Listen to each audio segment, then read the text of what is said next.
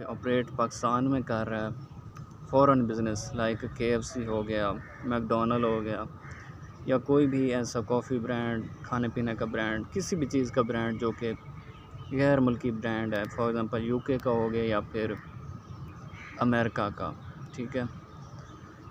हम अमेरिका का सपोज़ कर लेते हैं और उसके बाद फिर मैं आपको समझाता हूँ कि इससे उनके क्या इफ़ेक्ट पड़ता है डॉलर के ऊपर नीचे होने से।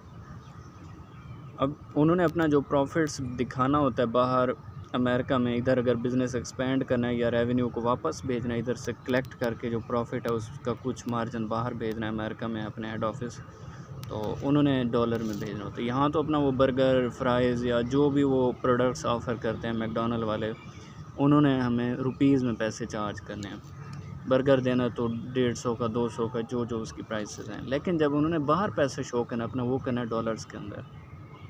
अब ये बड़ी इम्पोर्टेंट कॉन्सेप्ट है कि इससे उन पर क्या इफ़ेक्ट पड़ता है कि कीमत ऊपर नीचे हो जाने से। अब अगर डॉलर महंगा हो तो देखा जाए तो उनको फ़ायदा शो होना चाहिए, नहीं।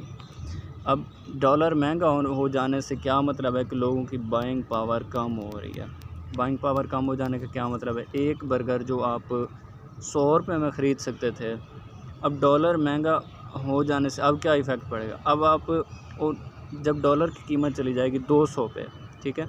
अब जो 100 रुपये में हम 2 बर्गर ले सकते थे या 200 के 2 ले सकते थे, अब जब डॉलर 200 का हो गया तो 200 का 1 बर्गर वो दिखाएंगे बाहर। जब 200 के 2 बर्गर ले सकते थे तो जब हमने 2 बर्गर लिए, $2 उसके रेवेन्यू में जमा हो गए। अब जब वो बाहर अपना रेवेन्यू शो करेंगे वो $2 का शो करेंगे कि हमने $2 कमाए। लेकिन जब डॉलर ही 200 पे चला गया और हमने 1 बर्गर लिया 200 का, ठीक है कैश उस वक्त भी 200 गया, अब भी 200 जा रहा है, लेकिन बैलेंस शीट या उनके जो रेवेन्यूज़ के शो होने पे फ़र्क आप देखें।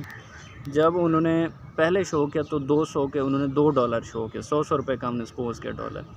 जब डॉलर की कीमत ऊपर चली गई बहुत ज़्यादा, 200 का हो गया, तो उस वक्त उनका जो रेवेन्यू शो हो रहा है वो सिर्फ $1 का हो रहा है। तो ये तो अमाउंट कई लाखों में होती है, यानी कई डॉलर्स के हिसाब से। कहने का मकसद ये कि डॉलर की प्राइस ऊपर नीचे होने से जो बाहर की फ्रेंचाइज़ीज़ होती हैं या बिज़नेस सेंटर्स होते हैं उन पर भी इफ़ेक्ट हो।